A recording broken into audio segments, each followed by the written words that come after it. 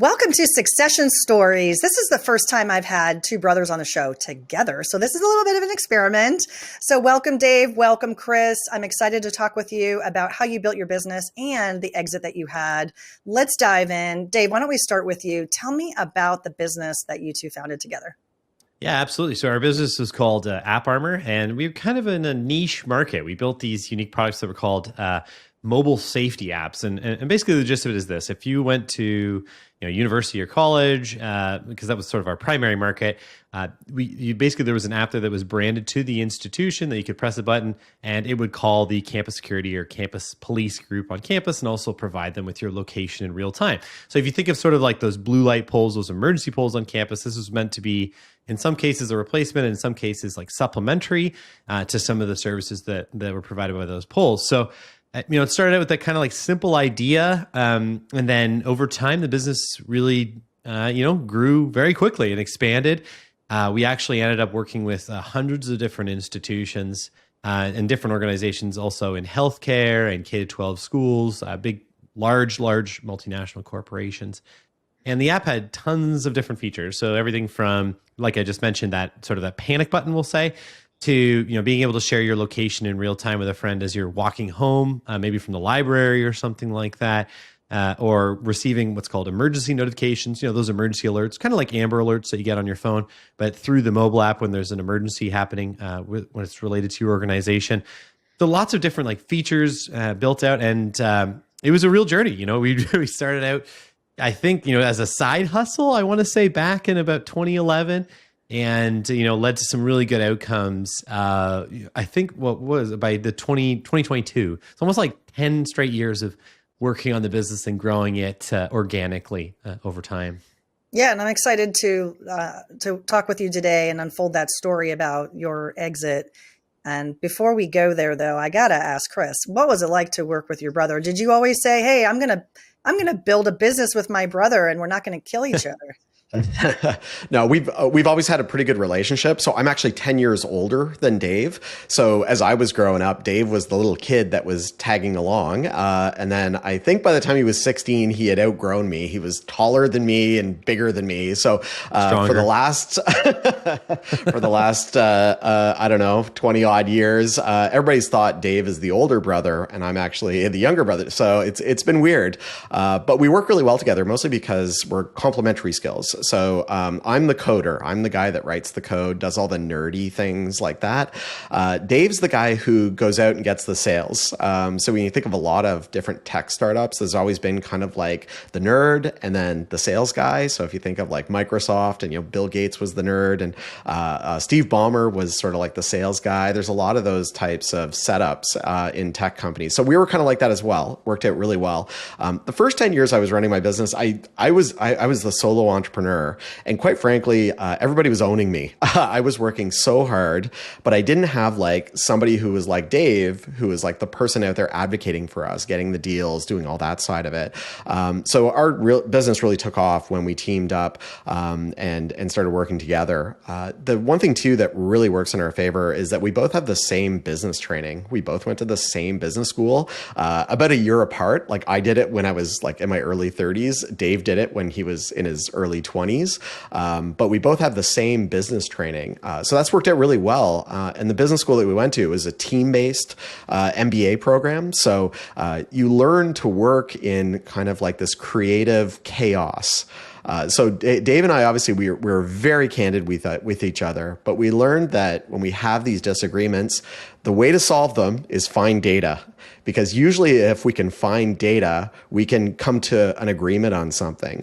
So that worked out really well for us. The other piece of advice I would give any other like sibling co-founders out there, when you have a fight, keep talking. Don't stop talking, because when you stop talking, that's when things really get nasty. We tried to leave it on the field, right? We tried to leave the fights on the field, but I will point out that I did have a slightly higher GPA than Chris at 0.1. He always brings this up. I don't know how it happened. It must be some sort of rounding error or something like that.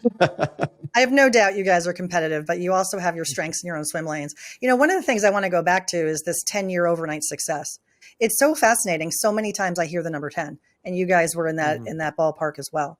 Let's go back to the growth phase of the business. How did you figure out product market fit? How did you know that ultimately your product was solving some pain for, and you said you were selling the product to like colleges and universities, is that right? That's right. And it's a good question. I find, so a lot of it was that we were noticing that these campus security, campus police departments, there was like an active need for this. I mean, most of the time these departments were talking about kind of like, the equipment they were going to buy and sort of these other needs. But at the end of the day, they were kind of, I think, falling behind a little bit on sort of the technology side there, and they would have an interest in it as well. How can we keep up with like the new trends and all that kind of stuff? And, back then, a smartphone, I had a BlackBerry. It's putting this in context, but smartphones. You are Canadian after all. Yeah, we're Canadian. If you hear an A or an about or yeah, house exactly. or roof, I was going to mention that earlier, but it's either Minnesota or North Dakota or Canada. So anyway, whatever that's all about, but that's fine. But we did notice, though, that these departments wanted to keep up. So we would, provide them with, different options, different like kind of new ways to attack sort of old problems. And we started to know it was going well once they started to talk to each other. So we early on we would do, and I kind of hate this term. Chris kind of loves this term. This sweetheart deal. So we would give these really good deals to early customers, try to establish that sort of, market share strategy, and then over time get those referrals. So we could, do that figurative cross of the chasm, crossing the chasm to that early majority. And what was interesting for us, I would point out too, is that as a Canadian startup, our home turf was Canada, and it was going pretty well. But the reality is the United States is the market of first resort. So getting to the United States and crossing, that border actually was pretty real, because a lot of our references in Canada didn't have as strong relationships with United States institutions. So actually, we kind of started the business twice. We started it once in Canada, and we started it again in the United States. Mind you, we had a little bit of capital behind us because we had early profit. And I should mention too, we bootstrapped our business, so we didn't get any funding or anything. So we were funding our marketing efforts through profit. But it was getting that jump and getting those American customers was a huge deal for us. And then once we had that going. And I remember it was the University of Florida, and we effectively bought that deal. We gave them an unbelievable deal, replacing an existing vendor there. For, believe it or not, there were competitors in those early days too, and replaced that vendor there. And we're kind of on our way expanding into the U.S. market with a referenceable client that was also super thrilled with the product we had delivered and the way we had implemented it. Yeah, I would just add. Yeah, go ahead. I would just add that we had a pretty revolutionary way to figure out what our customers wanted from a features perspective and stuff. We asked them. Yeah, wow. Look at this guy. No, seriously. Yeah, we would. You got out of your chair, or you got on the phone. It sounds silly, but like our initial customer, our first Canadian client, I sat with them for weeks talking to them about what they needed, and we iterated over and over and over again. And it was hell. And I bet you a lot of other people would have given up throughout that process and said, this isn't worth it, especially with what we were charging our initial customer. They got the sweetheart deal, so they weren't paying very much. But we pushed through it, and we were able to build out a really good product. Then, like Dave said, when we went to the US market, it was kind of the same thing over again. So that initial US client pushed us really hard on a bunch of features that we built out. But then it was incredible, because then those features were applicable basically to every other client like that, or university college in the US market. So it made our life easier later. So there's something about leaning in when you get resistance, especially with clients. That's the real way to find out what's actually important to them. Yeah, I think that's a famous Bill Gates saying, which I'll probably butcher here, but basically he's saying, yeah, the really best way to find out what's not working, what to do about it, is to talk to unhappy customers. Yeah, so getting a no is a very important thing at any stage of business, but especially when you're in the startup phase and the growing phase. So let's talk a bit about this business model you have. So it's an app, and you're selling. What's the business model attached to it? Is it recurring revenue? Yeah, it's so early on we used to have a one-time fee as well as a recurring revenue, and then we actually like an annual recurring fee. We actually scrapped the one-time fee and just increased the annual recurring instead. Gave us more of what we wanted anyway, and it actually reduced some obstacles for sort of that institutional level purchasing. It just made it easier for them to sort of buy it as opposed to buying it in different circumstances. And over time, the game plan was always, okay, so we have this mobile app product that was really good. And actually, we would introduce a base level of features that was pretty aggressive in the market. They would actually get a lot for their initial fees because we wanted to make sure that we didn't want them to pay per module, because if they paid per module, we were worried that they were going to dumb down the app to something that wasn't going to be valuable anyway to the end user, because that's sometimes what happens in sort of committee institutional decision making. And so what we did instead is they paid the fee and they got a really strong set of features. And we still had premium modules they could pay extra for. Later on too, we would proliferate our product offering and have additional functionality. So in this space, there's also something called emergency notification systems. They send like text messages, emails, voice calls. On certain campuses, you can lock computer screens, make a big horn go off. Like all this stuff like happens in a pretty fast and automated way. And that's another offering that we put out there as well as an additional set of functionality we could sell. So we started to sell into our own base. And as we added new customers though too, we could start to displace upstream competitors in that emergency notification market, because they'd be absolutely thrilled with our mobile app that's so great. And then they'd go, whoa, what else you got? And then they would see, okay, hey, we got these other cool things. Oh, we don't like our emergency notification system vendor anyway. They haven't worked that hard for us. They don't care that much about us, whatever, insert reason. And that gave us the opportunity to go in and sell more to those existing customers. So we could suddenly go from, those sweetheart deals that we're at, let's call it like $3,000 a year, $4,000 a year, to, in some cases tripling or quadrupling the spend per customer. So naturally our bottom line looks pretty awesome after we started doing that for a couple of years and started to sort of cash in on this effort that we'd put into building a really strong and loyal base of customers. That's great. I would assume that referrals were a big part of that growth plan as well. Yeah. One thing I'll say here too that I didn't get to say what I was thinking about, which was one of the best pieces of advice was kind of this off the cuff comment. And we actually mentioned this in our book, Startup Different, the myth busting blueprint for your $1 million business. We actually had this meeting where we were meeting with a large, here in Ontario, they're a large government funded organization to help startups. And we kind of refer to them as the dream crushers because they're pretty mean. But anyway, so we go in there and we get our dreams crushed. Chris in particular got a bit of a throwdown in that experience. But after that person who had crushed our dreams left, some of the other underlings were still on the call, and they said kind of this little comment where you have to go where your customers want you to be. They have to be you have to provide them with an option to buy, or better yet, they want to be sold to in a certain way. And you have to be there when they want to do it. And it sounds silly, but you get kind of stuck in this rut of doing the same thing over and over, even if you've had like a little bit of traction, say like $1 million or something in annual recurring revenue. And so it's hard to shift gears. But one of the things we started doing after that was evaluating, okay, like how are we meeting the customer in the market? And we started, we learned something kind of unfortunate, which was, we had to do the stuff our customers wanted, but that we hated.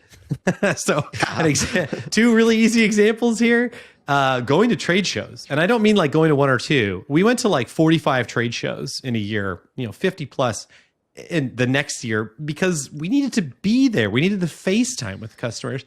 And then the second thing is responding to RFPs, or the request for proposals, which is just like the bane of institutional purchase. It's, I was reading some data on it that it's like 32 hours per RFP and over 100 questions.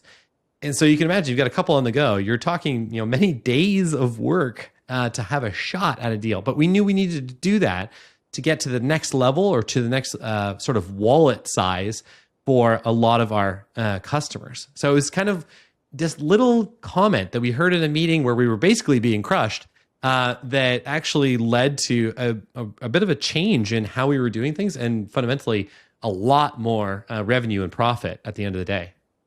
Let's talk about building with the exit in mind. This is the premise of this show. This is the course that I've built. How do we encourage entrepreneurs to build with the exit in mind? There's so many MBA entrepreneurial curriculums that teach these startups that are looking for venture money to have an exit plan, right? We know that the people who crush our dreams are going to ask the question, who are you intending to sell to, right? They just picture it that way. But there's a lot of entrepreneurs in the US and Canada, wherever they are, they are going about their days as if this is a job, right? And it's not an asset. So I really appreciate your story because you guys have now done this. You've written a book about it and you're saying, hey, it's possible to be different and have a mindset for this ultimate transition. Tell me how and when you two started to think about an exit process. Chris, you should take this one. I've been talking too much. Absolutely. So the first thing I would say is like, I think a lot of the things around an exit, like it was always kind of in the back of our minds. But I think we were really focused on just we didn't have any investors. It was just Dave and I.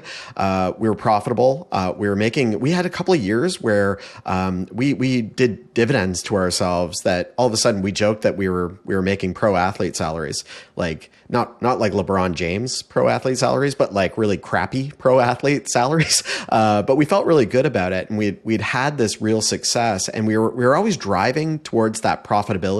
And we got to that point where all of a sudden it just felt really easy. It felt like we were really on top of it. We had I'd say we had really clean contracts. Like all of our revenue was recurring, which I know if you're looking at an acquisition, recurring revenue is all other revenue is basically ignored. It's all about the recurring revenue that's in that business. And we had driven ourselves there. We had really built out a really strong brand just because we had really loyal customers. So like around our support and the way that we were helping our customers, we had very loyal customers. So all these things we kind of, they were like good things to do to run a successful business. And they were incredibly helpful when we actually went to that point and we were going to sell our business. And like, I know, Dave, you may want to take over at this point because we didn't really go out and shop our business. Yeah. They actually came to us. So why don't you take it from there?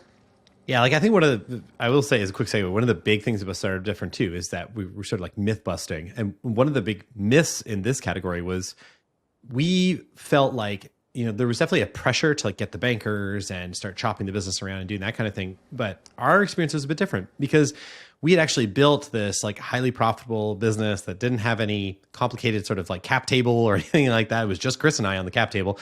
And so, for us, we actually found that many suitors came to us. And at first it started out as kind of like businesses that buy businesses. And we see these all the time. They exist in every industry. They kind of gobble up parts of the industry and they're kind of working a big game to just sort of, extract significant profit at the end of the day. Then we started to actually hear though from strategics. When we started to actually hear from our competitors, we knew them. We'd see the email address and we'd be like, whoa, why are they emailing us about, anything? And it would end up being this conversation around, hey, are you interested in potentially selling your business?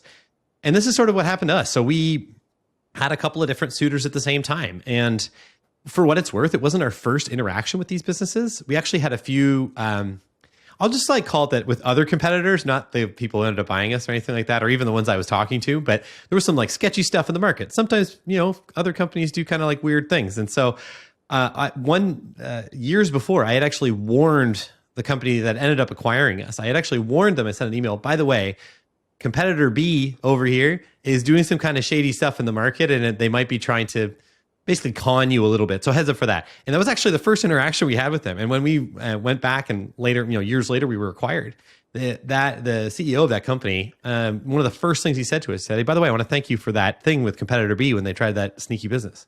And it was kind of interesting. So, we actually were inadvertently setting the table, and building rapport. But for us, we actually had just a couple of suitors and we kind of went through this evaluation process with them and kind of a cagey, standoffish. We're going to do a call once every 3 months. What are you up to? What are we up to? Hey, you thinking about this? You're still thinking about being acquired. And for a long time for us, Chris, that wasn't something we were actively that interested in. Yeah. I will add one thing though, Dave. We were actively stepping on toes.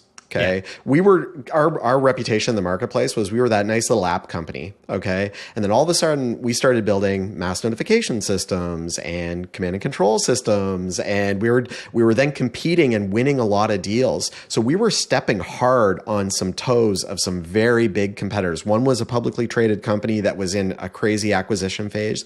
The one that actually acquired us was owned by a private equity firm. And they were in there like, 3 to 4 year, want to to divest this investment at some point.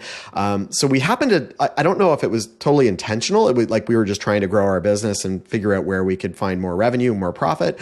But we were really stepping on toes and we were competing with these big giants. And I know myself, I'm never really worried about big companies like taking us over as a company or anything like that. I'm more worried about the small guy that starts to beat us up in the marketplace because we're getting lax and, not taking it as seriously as we should be. So I think we were in that role. We were kind of the little dog, kind of nipping at the heels of the big guys, and that started to make them nervous. And then they started to reach out to you. So you weren't officially running a process with a investment banker or an M&A intermediary, and then you were testing the water, so to speak. You were building relationships. In some cases, you were that annoying little, fly on the wall, but then you were getting to be bigger and bigger, and they wanted to think strategically about how they might gobble up the market share that you were getting. So we briefly looked at using a banker to go through an M&A process, but we already had 2 potential buyers. And we were already everything was so clean. Like our cap table had just Dave and I on it. Like it was very straightforward. So we just decided to go it alone, which is pretty, I think that's all, actually you could tell me, Laurie, but I think it's actually pretty rare that companies do it the way we did it. Maybe it's another different thing that we did, but yeah, I mean, there's a lot of people that say, oh gosh, now in retrospect, I wish I had some help. I think one thing, though, that I'll point out that's interesting, and I have brought this up in other episodes, is when we do try to canvas the market. And one of the things that sounded like it worked well for you is you were doing it over time. So it wasn't like you were running a process and you were building some trust and relationships with strategics, which sounds pretty cool. Flash forward in the story for me to the point where there's an IOI on the table, kind of like an offer term sheet, but not as formal as an LOI, or they jumped into the LOI. What did the paperwork side look for you? When did you get serious about selling and the dynamics of that between the two of you? Yeah. So I'll tell you, the conversation around when maybe we should sell this thing actually happened when Chris and I were at our family cottage. Again, we're brothers, but family cottage, and we're sitting by the water. And we're kind of talking about it. I was like, would you ever be able to sell it? And he kind of turned to me. He was like, yeah, definitely. And I was like, whoa, when did that happen? And so we kind of had this more serious conversation about it all of a sudden. And this was actually during the pandemic. And we had actually done a bit of a pivot during the pandemic. We had gone from, you can imagine having a product that's mostly focused on the physical safety of people who are congregating together being not such a great product during a global pandemic where nobody can be in the same place. So we actually pivoted to some more health functions and all that kind of stuff. Long story short, we had an unbelievable quarter, best quarter of the company in 2021. And that was actually, and this might be interesting as well, we actually got 2 term sheets, and this was the first one we got. And they're both from the same company. Okay, so the first one was, it was a letter of intent, LOI. So we looked at it. It was a big number. And Chris and I, at this point, were also pretty exhausted. We've been running the business for a long time. The pandemic was tough. It was a lot, right? And so we looked at it though, and kind of when we looked though at the strings attached, there was a tough earnout. There were some big restrictions here and there that we weren't super comfortable with, and it was all tied to some pretty material sales numbers. It was hard to know, like, were we going to be as potent as part of one of our major competitors, as we were by ourselves. Oh, and then the last curveball there too was I had my first child on the way. And it was all around this time that everything was going to be promised. And I was a little concerned about being able to meet these kind of daunting objectives. So we actually rejected it. We actually said no. It was and I'll put it out there, it was a $20 million offer at the time. And we pushed them hard. We got it to like 22 million because we thought we could do better. We thought we could get a better multiple. And we said, you know what, we really want to do this, but just maybe later. And so we bet on ourselves. We had another unbelievable year through the pandemic. Jump forward to I think December of, what year are we, Chris? December of 2021, I want to say. Does that sound right? Yeah. Yes. And we got late 2021. Yeah, and then we got an updated LOI because we had sent them updated financials with how we had done and how our year went, and they doubled the offer. And the offer doubled to $40 million. All the no earnout. Earnout was 3 months, which is effectively nothing. They, took a bunch of stuff, all these different requirements off the table, and we got to add some of the stuff that we really cared about. And we had these three sort of altruistic principles around, our people, our technology, and our customers, and we wanted to make sure they were all well served through the transition and acquisition. And so that was, something that was also actually added to that LOI as kind of like, we're going to work on this as part of the dreaded due diligence process. But so we also knew they were planning on an exit, or the private equity organization that owned them was looking at an exit, within the next year or two. So they actually cut us in on a little bit of equity in that, because I think they wanted to keep us around so that due diligence on that next acquisition, we were there to talk very effectively about the AppArmor side of the business and that sort of stuff. So that worked out extremely well for us. Yeah. How big was AppArmor at this point in revenue, ARR? I think we were pretty close to 7 million in ARR at that point. And so it was a good multiple. When we did the math on it, we were like, okay, we can't say no to this. This is a really good multiple of revenue, I assume. Yeah, that's right. No, that's amazing. A couple things I wanted just to kind of go back and double click on in that story. So the one, we're turning down the initial LOI because it wasn't the right time for you. I'm sure that was difficult, but I have a lot of respect for you guys to know what was important to you as sellers. And if you couldn't, just from a personal standpoint, handle it, you weren't ready. And a credit for them to come back to you and for it to work out. What enabled the deal to double in that duration? If you go back to the conversation we were having about pain points and understanding the pain points of your customer for product market fit, I kind of have this concept of M&A market fit, right? Your business was clearly solving a pain point for who bought you. Otherwise, they would buy someone else or they would build you themselves, which time, money, people pick two, right?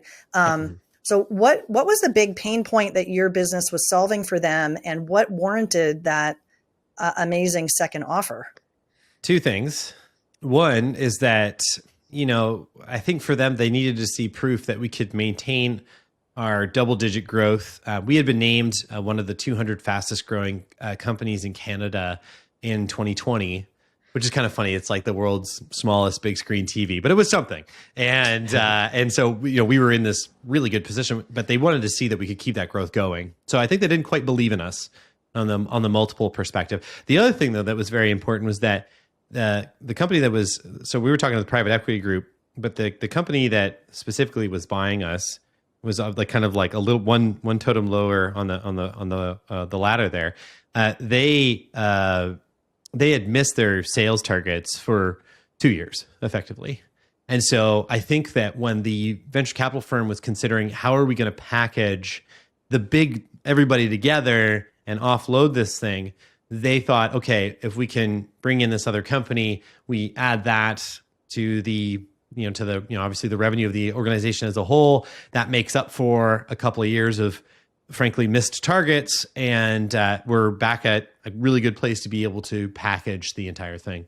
So I think those two things coming together for us definitely made it super, super viable. And let's also add as well is that it wasn't just that they were missing their targets, is that some of their products, their growth was slowing on some of their stuff. And I think that adding kind of like our growth metrics was also going to make that a much prettier picture. Yeah, I'm glad you brought up the growth potential side. And Chris, if you want to jump in on this one of the things that I see, and it's a myth I want to bust out there, is that companies don't sell when their growth potential is at the peak because they want to capitalize on that for themselves. And I think that's a miss, right? Because then what happens if we mistime it and now we're on the other side of the hill and we're headed into Death Valley? I've heard those stories.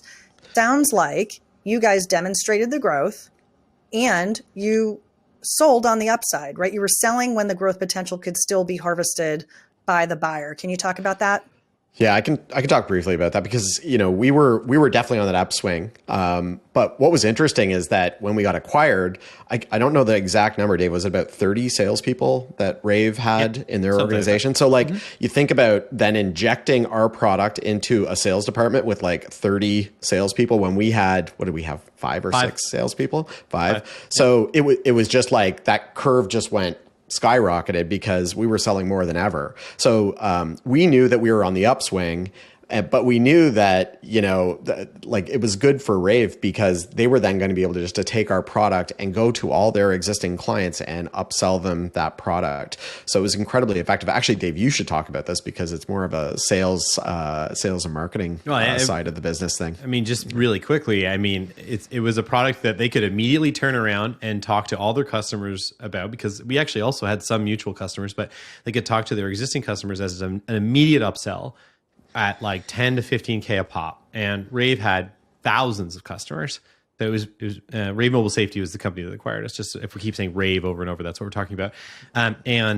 So there was an immediate tool for them. And it was also something for if they had sales opportunities that had died or that had gone very cold, this was a piece of news that could turn around, and we knew how to really quickly deploy this thing. And so it was a valuable tool in their toolkit as salespeople to go out and get things moving. And it became a very important part. In the first year after acquisition, we demolished all of our sales objectives. So we did actually hit all of our targets. And my job was in sales enablement, which was getting everybody to sell all the stuff and be one big happy family. And it worked out because there was actually a lot of synergy between the two companies. That's awesome. So let's talk about what you did in the transition. You mentioned you were a part of the organization for a period of time, and then both of you have since transitioned out. That can be hard, right? You're finally saying goodbye, or it can be easy, and you're saying goodbye because you're ready. That readiness and that desire to do something different. You guys have done something different. Tell me about that. Yeah, I'll start this, Chris, and then feel free to slam dunk it. So there's a book I really like called Built to Sell by John Warrillow. And the way that the book, people think I'm going to build my business to sell, as in they're targeting selling from day one. What that book is actually about, though, is about building structures and systems so that the business can function without you. And so that way, when you do sell, you can just basically throw them the keys and walk out the front door. And I think that our objective, we got somewhere in the middle. And what we were trying to do during the transition was, how can we make it so that this business could easily thrive without us? And so I knew that I had a number of different responsibilities. So handing those off right away, like HR to sales, chief revenue officer, RFP guy, marketing dude. There's handing all these things off to the different people was hugely important. And then building a structure so that the things that I did on a daily basis could easily be repeated by other people or be automated became my ongoing, not never ending, but my daily exercise. And Chris, I know you had a similar experience as well. Yeah, big time integration, lots of code being written to kind of bring the two products together, reduce friction for clients that were using both platforms. So that went really well. Definitely like merging in our development team with Rave's development team was a really big deal as well. So yeah, it was a lot of integration type work, but with the view of Dave and I weren't going to be there forever.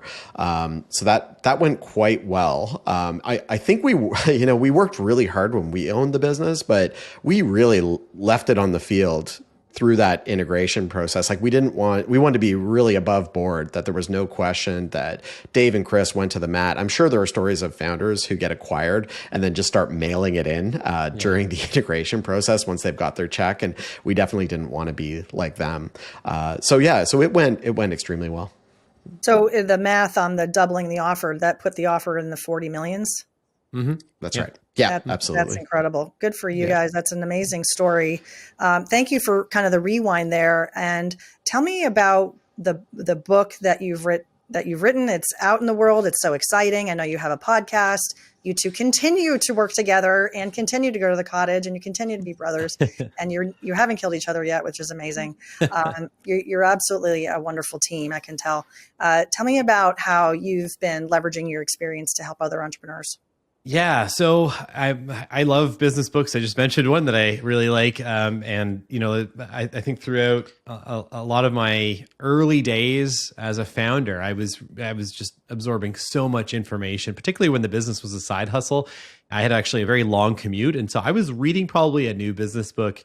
I don't know, definitely every week, maybe less, depending on how motivated I was to finish it.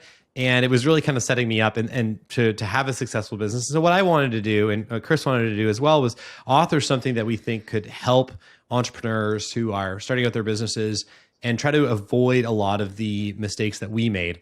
And then it also tells the story of our business as well, how we went from, literally like the idea generation, which, of course, started with Chris and I drinking in a bar one day, to at the very end, the transition out of the business. So it's actually a chronological take of the entire story of our company. And all along, we are just squashing myths. In the book, there's over 33 different myths that we have crushed. and it's not just like our take, it's like data driven. No, these are actually myths. And some of them we even bought into at certain times. So for the book, it's really meant to sort of pay it forward to new entrepreneurs and current entrepreneurs and give them the advice that I wish I had 10 years ago. Yeah. One thing I would put out there as well is that I've read a lot of business books as well. I'm a business book junkie. One thing that sometimes I don't like about business books is it's like one little idea and it gets drawn out for like 200 to 250 pages. This book is a fast moving book with a lot of information that you're going to be able to take away and use as you're building your business right away. So it's kind of like that overview of how to build a successful business without being like super drawn out. And it's super funny. You'll laugh at times. Yeah. Definitely check out the footnotes as you're reading the book. It's a lot of fun. So if you're an entrepreneur, walk, run, click, whatever you got to do to get the book. And it's called? Startup Different, the myth-busting blueprint for your $1 million business. Awesome. Guys, as we round down today's conversation, which again, I really appreciate both of you being here with me. What's the drop the mic? You've got three takeaways or two each, whatever you want to do. Make it even, Stephen. What are the things you want to leave our audience with today? I think the first thing I would say is that starting a business is a really intense psychological challenge. As you go from zero to hero, it's extremely difficult. And I think one of the things that you want to think about, even if you're considering, I want to build this business because I want to be acquired someday, or because I want to build a big empire, or because of whatever, is that you're going to have this never-ending obsession over credibility. You want to be taken seriously. You want to be respected, and frankly, you want to be important. And that's hard to do, especially in the early days. That's going to weigh you down, but then it's going to change too over time. At other times, I actually think one of the biggest challenges for entrepreneurs too is, not losing your mind. It sounds kind of crazy. Luckily, I had my brother to keep me very much in check the whole time. We used to have this line in the business, Chris would say, don't start a business with your brother, as a kind of a joke. And I always turn around and say, don't start a business with Chris. So anyway, but, so I think just success though is kind of sneaky. It can make you into a really different person, which ironically can actually, maybe lead to a more negative outcome for your business. So it's one of those things is that a lot of the time there's a focus on like the, extroverted or the extrospective stuff. But I think there should be, as an entrepreneur, a big focus on the, the introspective, understanding yourself and understanding your motivations, because ultimately at the end of the day, that was the thing that got us a really, really good outcome in our acquisition. I just add one thing. I'd say one thing that we really had a lot of fun at work. And I think that's because we really celebrated the successes. Like every milestone that we had, I remember we got 100 clients, and then the entire office, we dropped everything we were doing because we had said we were going to do this, but we dropped everything we were doing at that moment. It was mid-afternoon, and we walked down 2 blocks to this bar that was like a ping pong themed bar. And we just played ping pong because we said when we hit 100 clients, we're going to get up immediately and walk out the door and do that. So I would look for opportunity, starting a business, you're running the show. You can make your culture whatever you want it to be. So find that opportunity to lean in on fun and really really enjoy going to work. I miss it so much. Like, obviously, Dave and I are going to start another business at some point. Don't have it figured out what that's going to be, but we will definitely be doing it again because we just had so much fun. It was a great way to spend our time rather than going to a job that you may not be super interested in. So, no, absolutely, it's fantastic. Yeah. And you probably celebrated a little bit. You had some money in your jeans, as John Worrell likes to say. I'm a big fan of his show. He's been on my show, and Nice. I'm a certified value builder advisor. So I appreciate that you guys brought up Built to Sell. So tell me, because he always asks the question. I don't know if you guys have been on the Built to Sell radio, but did you buy a trophy? Did each of you buy a trophy, something to commemorate the acquisition? We actually, you know what's interesting is we were actually given a trophy. A literal trophy? Yeah. Okay. Was it beautiful? It's nice. I mean, nice. So it's kind of funny. It's one of those Canadian American things. But what was the quote on it? Chris, this is going to kill me. It's Paul Revere, right? Yeah. Yeah. What if I see you if I... Yeah, something like that. But it's kind this of is bad because being Canadian, we don't know that quote. You probably know it. What did Paul Revere say? The British are coming or something like that. But then he had this other quote. He was trying to warn the people in Boston. Yeah. I mean, we're the British. You are. Yeah, that's interesting. Okay, so let me re-ask the question then. Not the trophy, but did you buy something for yourselves as a reward, as a congrats to me? Yeah, one of the first things I did was a few weeks later, I took my wife and daughter and we went to Europe for 6 weeks and we did lots of exploring. My daughter was 1.5 years at the time. So, it's kind of like a big lift. You might be like, that doesn't actually sound very relaxing or nice, but it was actually amazing. We saw, some pretty amazing things and spent tons of time together. And it was kind of like foreshadowing my life to come, which is where I get to spend so much more time with them, and it's really, really meaningful to me that I have that opportunity. So that's my gift. That's amazing. Chris, what about you? I'm really into water sports. I love windsurfing, things like that. So I bought a electric surfboard. I don't know if you've ever seen these things, but it comes out of the water and does all these wild things on the water. So I bought myself a surfboard, I guess is the best way to describe it. I love it. Guys, thank you so much for being here. I don't know if you each have a favorite quote or something that you can share from an inspirational standpoint. I do tend to ask my guests if they have something just to wrap it up of something you that inspired you as an entrepreneur. Can I go first, Dave? Yeah, because I love these. When you're going through hell, keep going. Who said that, Dave? Do you remember? Winston Churchill. Chris used to claim this was him. No, it wasn't Chris. It was Sir Winston. Okay. Sir Winston. Okay, no, but Dave, definitely we live by that because when we had tough times, just keep your head down, keep getting through it. That was the driving force for us. Great advice for an entrepreneur. What about for you, Dave? I don't know if I have one. That's really good. All right, we'll take Chris's. No, we'll put it in the bag. That's great. Guys, if people want to learn more about the book or your show, what's a good way to get in touch? Obviously, you can find us on social at Startup Different. Yeah, you can also go to our website, startupdifferent.com. And of course, if you're just looking for the book or the podcast, just Google search Startup Different. You will find us. We are out there on your favorite podcast platform and also on all the major online retailers. Amazing. Guys, thanks so much for being with us today on the show. And to our listeners, thank you for being here. Make sure that you are subscribed to our newsletter so you get all the updates of the newest episodes. And be sure to also subscribe to our channel on YouTube, The Business Transition Sherpa. Thanks so much for being here. Tune in next time for more insights from transition to transaction.